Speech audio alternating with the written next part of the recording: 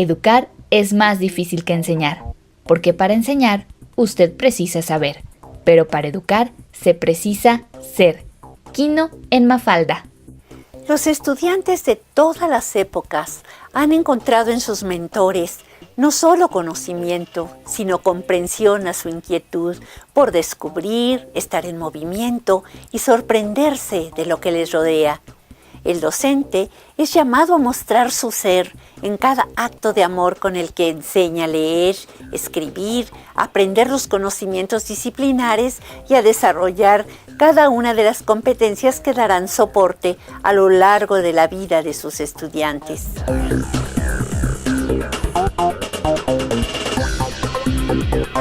Charlemos con dos profesores que han tenido contacto directo con alumnos y maestros de educación básica y que han sido promotores incansables de un buen uso de la tecnología en el aula. Sus trabajos son ampliamente reconocidos en este campo. Roberto Oseguera fue profesor fundador de la Universidad Pedagógica Nacional. Es miembro de la Sociedad Mexicana de Computación en la Educación y del grupo Educreativos. Ha participado en el Día Mundial de Scratch como coorganizador y tallerista desde 2009 y en congresos, simposios y eventos educativos como Pandillas Científicas y Papirolas, entre muchos otros. Trabaja en el Instituto Latinoamericano de Morelos, donde atiende grupos de estudiantes desde preescolar hasta preparatoria en las materias de computación y robótica con un enfoque de educación integral. Personalmente, admiro a Roberto Oseguera por la calidez y compromiso que tiene con su familia, sus estudiantes y sus amigos. Es un educador en todos los sentidos que busca innovar sus estrategias de enseñanza-aprendizaje que llevan su dosis de sorpresa y alegría. Roberto, desde el estado de Morelos, coméntanos, ¿cuál es la idea focal que impulsa tu trabajo? Y compártenos un ejemplo de actividad de aprendizaje que estés llevando a la práctica con tus pequeños de educación preescolar. Hola, ¿qué tal? Mi nombre es Roberto Oseguera Ruiz y actualmente trabajo en el Instituto Latinoamericano atendiendo las materias de computación y robótica en todos los niveles, esto es preescolar, primaria, secundaria y preparatoria. Mi trabajo como maestro frente a grupo consiste en motivar a los niños para que adquieran habilidades de pensamiento a través del aprendizaje de códigos de programación y análisis. Para programar se requiere de acomodar, sintetizar, analizar, etc. Cuando el niño aprende a resolver algoritmos matemáticos, será capaz también de resolver cualquier problema que se le presente, ya sea de matemáticas, pero incluso de la vida cotidiana. Muchas gracias. Ahora te pedimos que nos compartas un ejemplo de actividad de aprendizaje que estés llevando a la práctica con tus estudiantes de educación básica y media superior. Programar suele ser un tanto abstracto, por lo cual se vuelve difícil. Sin embargo, con el uso de Scratch, que es un lenguaje de programación muy sencillo, programar se convierte en una actividad divertida, pues los alumnos hacen un dibujo al cual le agregan movimiento y escenarios diversos. Con cada comando, el niño ve cómo su personaje cobra vida. Por otro lado, si agregamos que con Scratch también podemos programar robots, la programación se convierte entonces en una actividad totalmente concreta, con la cual cada comando se puede ver, palpar y sentir. Algunos de los proyectos que he desarrollado con mis alumnos a través de varios años y que pongo a su disposición son piano con frutas, dibujos y materiales diversos, semáforos con pluma, automóviles, desarrollo de videojuegos y control para los mismos, diversos robots con material reciclado, casas inteligentes. Gracias, Roberto, por compartir estas posibilidades que son ya realidades. Por favor, un mensaje a los participantes de este programa de cultura digital para la docencia del siglo XXI. Queridos maestros y maestras, les invito a innovar, les invito a hacer uso de las herramientas informáticas, les invito a aprender cosas nuevas y aplicarlas en el aula con sus alumnos. Les invito, por último, a desarrollar en sus alumnos la habilidad de dejar de ser consumidores y se conviertan en hacedores. Si alguno de ustedes tienen preguntas, con todo gusto pueden ponerse en contacto conmigo a través de la doctora Yolanda Campos. Felicidades. Muchas gracias, Roberto Ceguera, por tu participación y tu ejemplo de entusiasmo y creatividad. Ahora saludamos con mucho cariño a Roberto Sayavedra. Roberto Sayavedra es un educador y difusor incansable de la ciencia, lo que le ha hecho acreedor al Premio Nacional de Divulgación 2015, otorgado por la Sociedad Mexicana para la Divulgación de la Ciencia y la Técnica.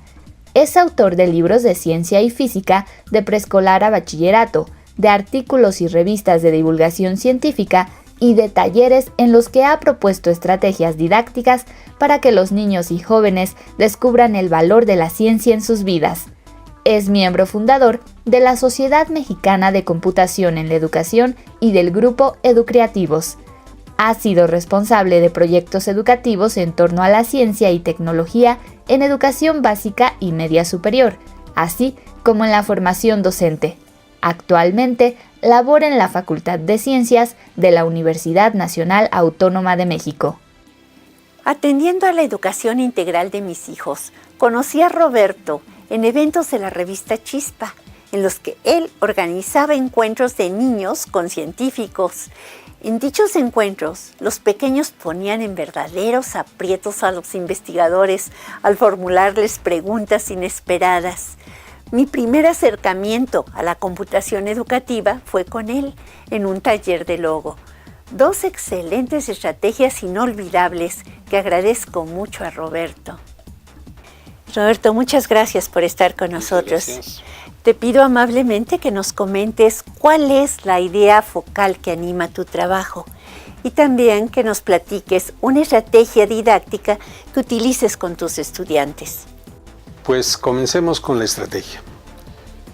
Vivimos con esto de las tecnologías de la información y la comunicación momentos en los que las personas tienen, digamos, afectados o son alterados en lo que comprenden por espacio y tiempo.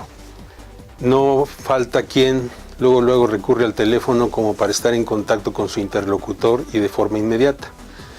Eso es lo que están esperando los alumnos y nuestros amigos cuando tengo yo la oportunidad de trabajar en ellos en talleres de ciencia. Platico la anécdota. La anécdota fue hacer volar cohetes de vinagre con bicarbonato. Entonces yo recurro a materiales que están en la red y estos materiales o láminas dan explicación de todo lo que hay y qué se necesita para hacer volar un cohete de vinagre con bicarbonato. Y empieza el momento que yo llamo de empatía. Ponernos en los zapatos de los alumnos, que se pongan a leer y que me demanden bajo conversaciones los materiales y cuál va a ser su estrategia para hacer volar aquel cohete de vinagre. Resulta muy interesante porque deme vinagre. Y le digo, pon las manos, te voy a dar el vinagre. No, ¿cómo en las manos? Vaya usted a leer y regresan con una botella estas de PET desechable. Póngame vinagre aquí. ¿Cuánto te pongo de vinagre? Pues vaya usted a ver cuánto necesita de vinagre. Este ir y venir lleva a que los jóvenes, los niños, analicen la información, no simplemente lean y se queden con la lectura vacía, sino que escarben, y esto para poder establecer una conversación con el docente. Luego que tenemos esta parte de la empatía, resulta interesante porque en esa conversación se vuelve uno amigo de los niños o amigo de los jóvenes. Lo pude hacer también con jóvenes de preparatoria en una escuela técnica acá por Plutarco Elías Calles, donde sacaron, como quien dice, la base de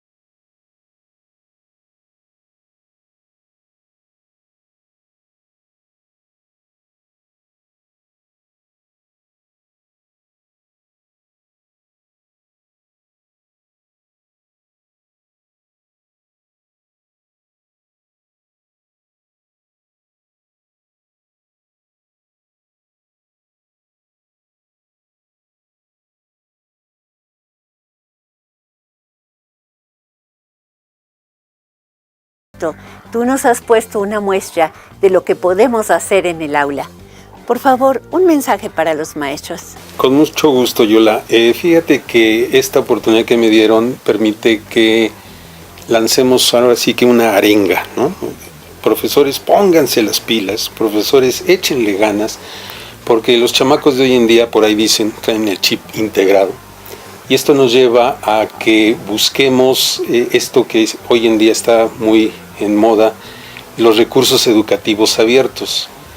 En diferentes espacios, como es el portal que están armando acá con este curso y también el que yo estoy armando que se llama otraescuela.me, hay, digamos, ligas y hay toda una cantidad de información de la cual pueden ustedes recurrir y tener no estos espacios que son muchas veces muy difíciles, ¿no? De qué voy a dar de clase, cómo le voy a hacer para dar la clase, sino que al visitar estos espacios de recursos educativos abiertos aparecen recursos, aparecen ideas, aparece todo un esquema de desempeño diferente.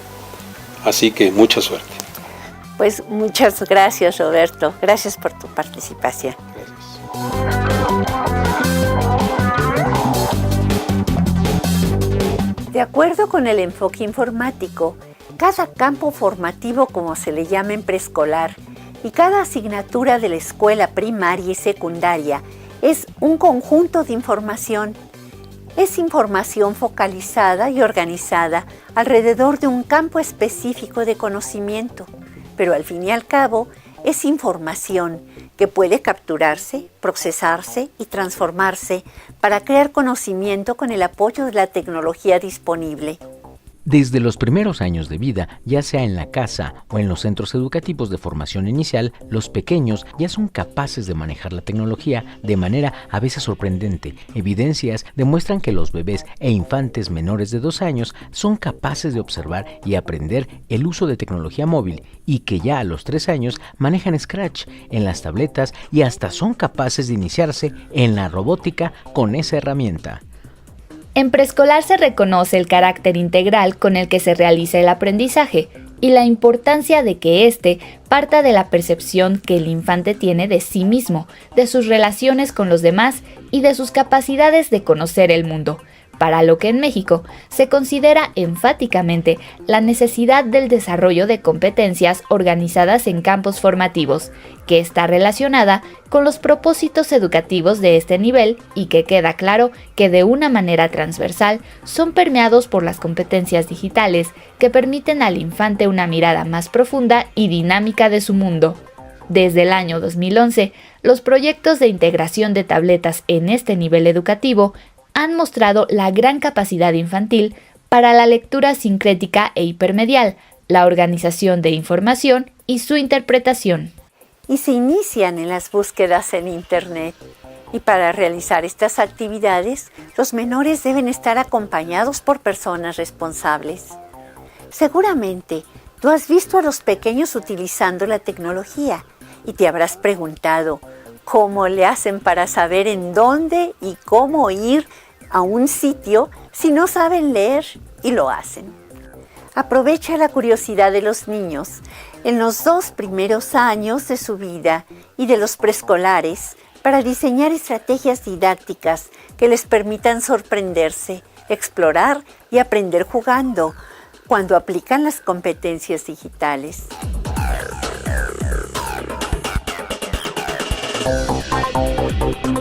¿Y qué ocurre en la educación primaria?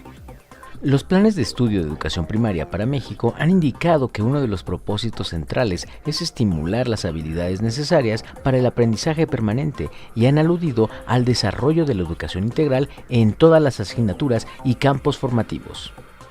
El aprendizaje de niños y niñas en la escuela primaria se ve favorecido en todas las áreas de conocimiento al utilizar la tecnología digital como apoyo. Cabe mencionar que en esta edad, de acuerdo con Jean Piaget, los niños se encuentran en la fase de las operaciones concretas. Esto significa que tienen la necesidad de experimentar con los objetos de aprendizaje para poder establecer las relaciones abstractas necesarias para interpretar su mundo, lo que alcanza mayores niveles de profundidad cuando las interacciones se abren al mundo virtual.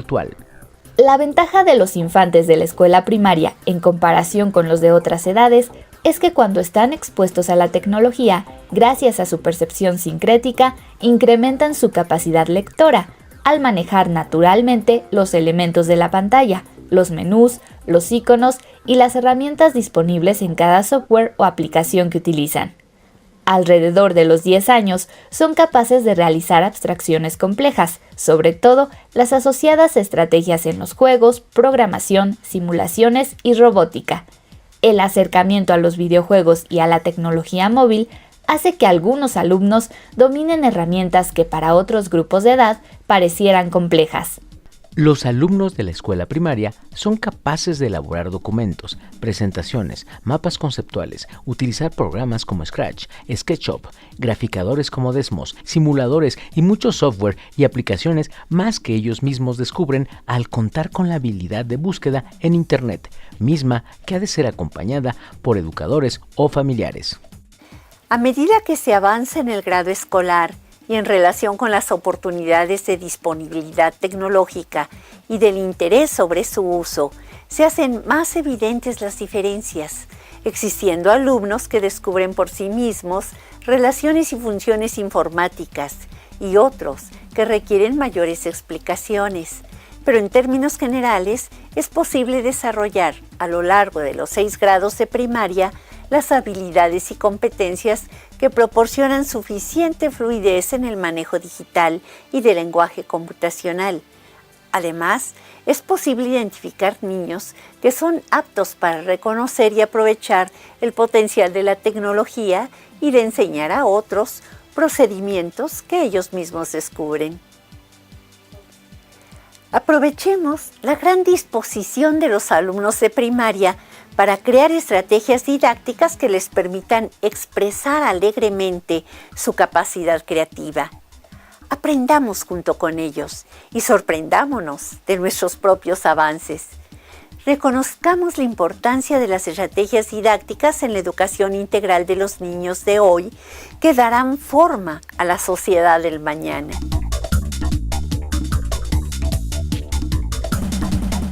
En los planes de estudio de la escuela secundaria se han solicitado las competencias para el aprendizaje permanente, las necesarias para el manejo de la información, el manejo de las situaciones, para la convivencia y la vida en sociedad. En este nivel educativo se da la pauta para que todas las asignaturas tengan soporte de tecnologías digitales que apoyen la búsqueda de información, la elaboración de mapas conceptuales, documentos, presentaciones, hojas de cálculo compartidas y el uso de software específico por cada materia. Los chicos de secundaria son capaces de aplicar competencias informáticas y digitales con suficiente fluidez en proyectos de aprendizaje, lo que les facilita hacer búsqueda de información, almacenarla, recuperarla y darle un tratamiento congruente con las competencias disciplinares a desarrollar en las asignaturas. Las estrategias didácticas enmarcadas en proyectos, solución de problemas o el desarrollo del pensamiento computacional, como lo son las competencias de programación, el diseño de videojuegos, el diseño de aplicaciones, la construcción de robots, el uso de simuladores, graficadores y de hojas de cálculo en todas las asignaturas, dan a la educación secundaria la oportunidad de cumplir ampliamente el propósito de la educación integral de los estudiantes.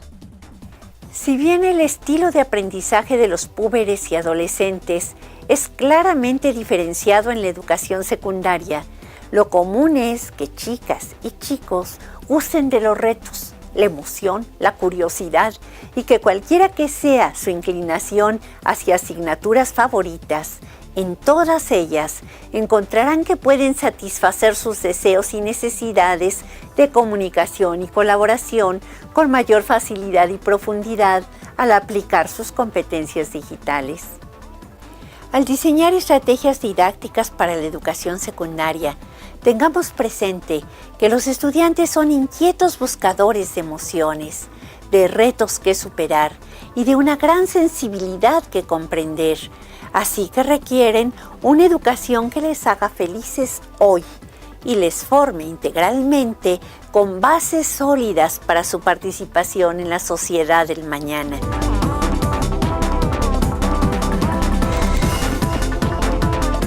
Para Para introducirnos en opciones de disponibilidad del uso de recursos educativos y proyectos en la educación media superior, contamos con la presencia de Tere Vázquez. La licenciada en física Teresa Vázquez Mantecón ha estado al frente de proyectos de computación para niños y jóvenes, de producción multimedia y del proyecto nacional Red Escolar, que ha vinculado a más de 15,000 escuelas públicas que comparten recursos didácticos y proyectos colaborativos de aprendizaje en todas las asignaturas de la educación básica. Actualmente es coordinadora de tecnología para la docencia en la Dirección General de Cómputo y Tecnologías de la Información y la Comunicación de la Universidad Nacional Autónoma de México, en donde desarrolla recursos educativos digitales en 2 grandes proyectos referidos al apoyo académico para la educación media superior, tanto en la Escuela Nacional Preparatoria como en el Colegio de Ciencias y Humanidades, así como el desarrollo de aplicaciones para quinto y sextos grados de primaria, en el proyecto @prende.mx, en coordinación con la Secretaría de Educación Pública. Conocí a Tere durante el primer simposio de computación en la educación infantil y juvenil en 1984, en donde me sorprendió su creatividad al impulsar a los niños a utilizar la computadora. Mientras la tecnología cambia continuamente, ella se mantiene innovando y aportándonos recursos educativos que apoyan estrategias de aprendizaje creativo. Tere, muchas gracias por estar aquí. Platícanos, por favor.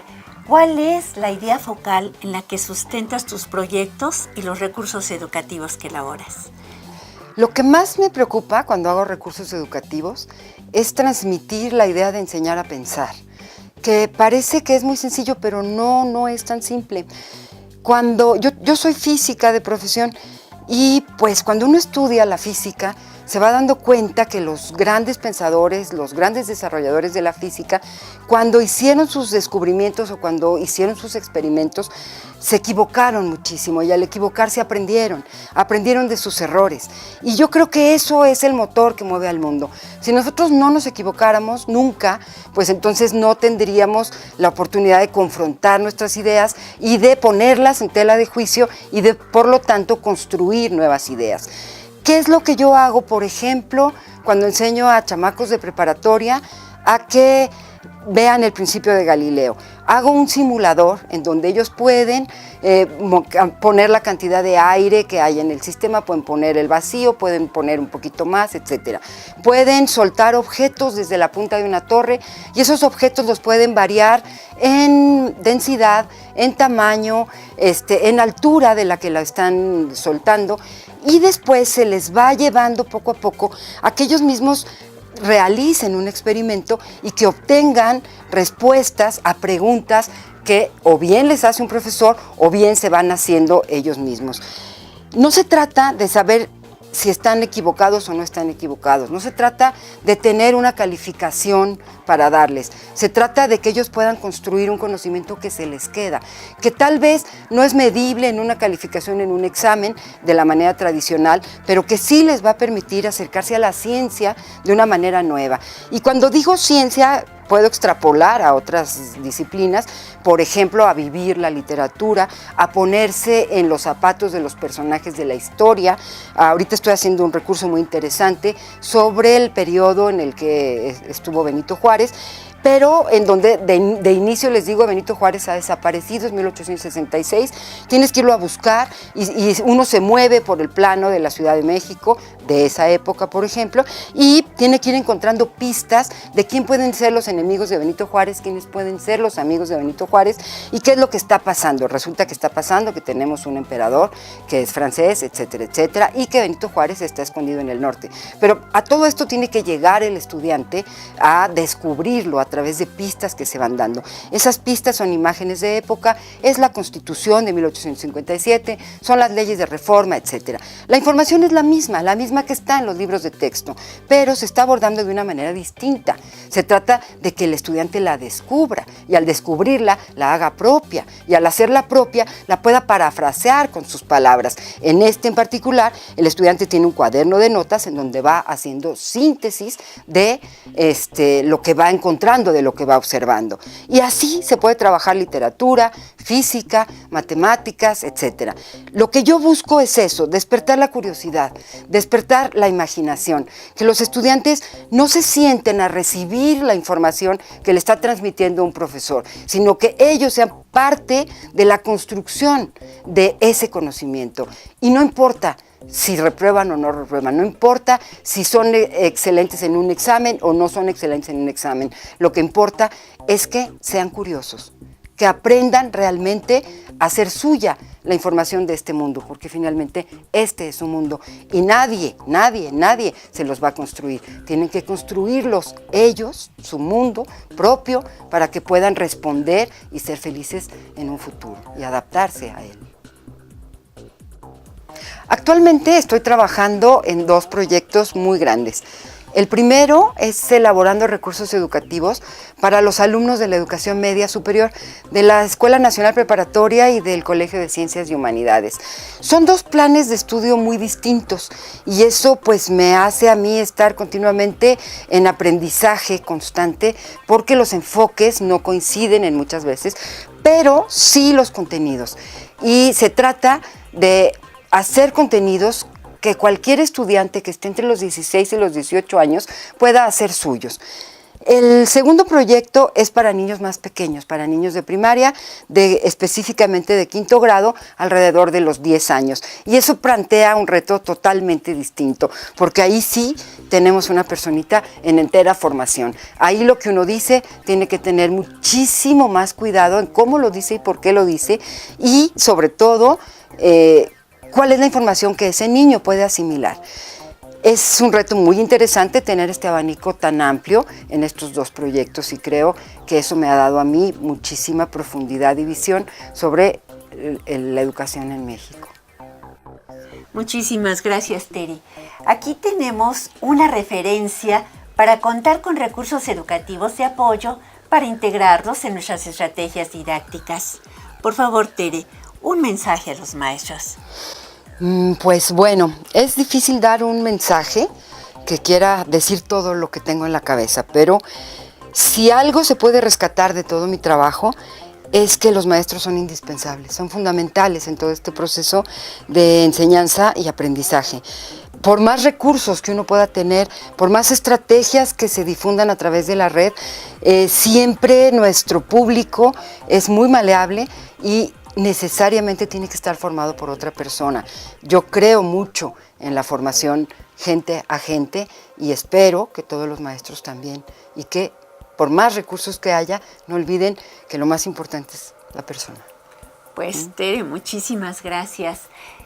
Como ustedes ven, Tere tiene una amplia experiencia y te agradecemos muchísimo que nos las hayas Gracias compartido. a ti, gracias a ti por invitarme.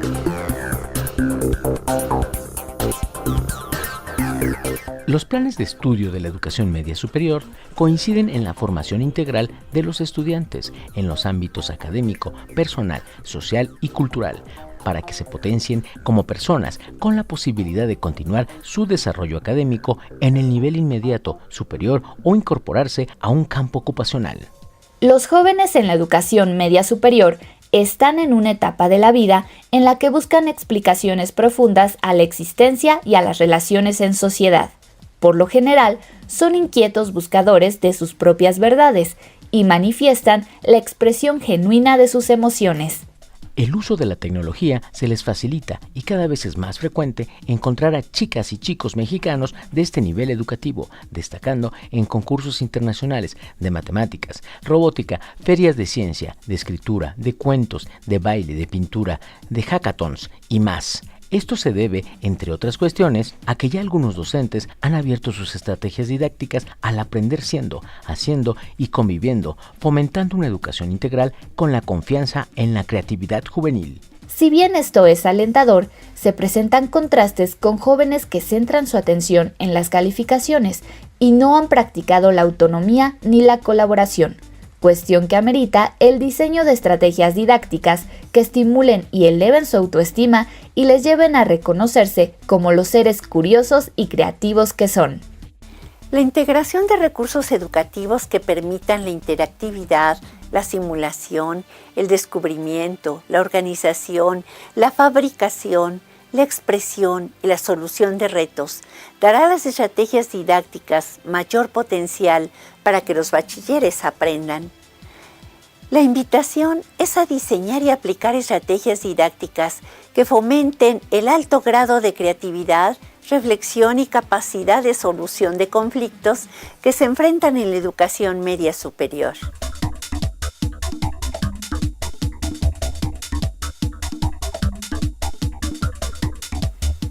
Elaboremos nuestras estrategias didácticas de acuerdo con el formato acordado en el taller anterior, de tal forma que cumplan con los requerimientos institucionales y pongámosle esa dosis de emoción para que reflejen nuestro ser docente.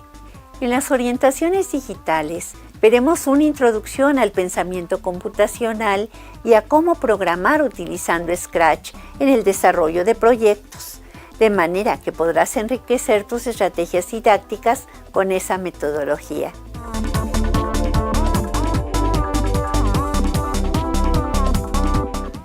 Al practicar una docencia que reconoce la importancia de las estrategias didácticas en la educación integral del hoy y el mañana, daremos paso a nuestra creatividad que caminará hacia el éxito.